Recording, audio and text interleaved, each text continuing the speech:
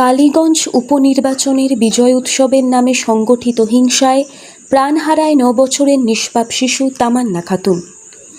এই হৃদয় বিদারক ঘটনার প্রতিবাদে তীব্র ধিক্কার জানিয়ে জাতীয় কংগ্রেসের উদ্যোগে বৃহস্পতিবার বিকালে উলুবেড়িয়া লকগেট সংলগ্ন এসডিও অফিসের সামনে এক প্রতিবাদ ও ধিক্কার কর্মসূচি আয়োজন করা হয়।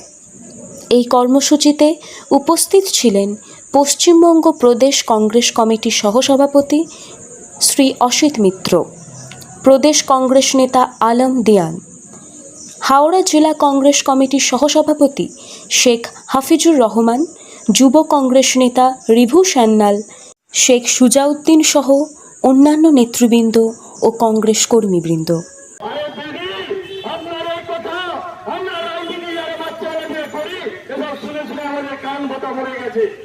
আমরা আগে বলছিলেন আমরা ভাবলাম বাংলা সাধারণ মানুষ, খেটে খাওয়া মানুষ, মজদুর মানুষ, মেহনতি মানুষ, চাকরিজীবী মানুষ, তারা ভাবলো বাংলার একজন উদ্ধার করতে এসেছেন, বাংলার একজন ভগবান স্বরূপ মমতা বন্দ্যোপাধ্যায় এসেছেন, তাহলে আমাদের বাংলার আগামী সুদিন আসবে।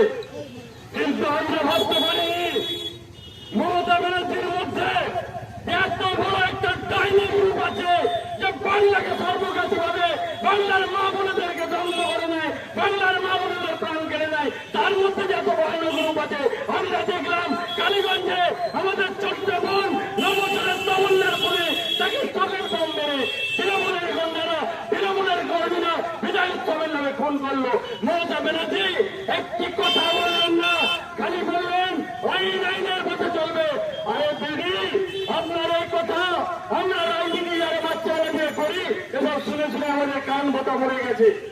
আমরা আগে বলছিলেন আমরা ভাবলাম বাংলা সাধারণ মানুষ, খেটে খাওয়া মানুষ, মজদুর মানুষ, মেহনতি মানুষ, চাকরিজীবী মানুষ, তারা ভাবলো বাংলার একজন উদ্ধার করতে এসেছেন, বাংলার একজন ভগবান স্বরূপ মমতা বন্দ্যোপাধ্যায় এসেছেন, তাহলে আমাদের বাংলার আগামী সুদিন আসবে।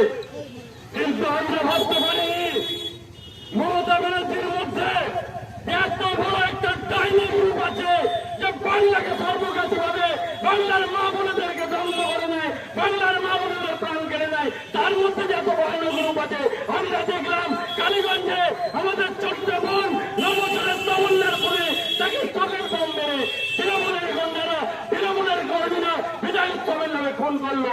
মমতা ব্যানার্জি একটি কথা বললেন না, খালি বললেন আইন আইনের পথে চলবে।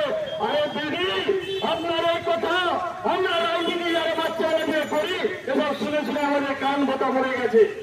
আমরা আগে বলছিলেন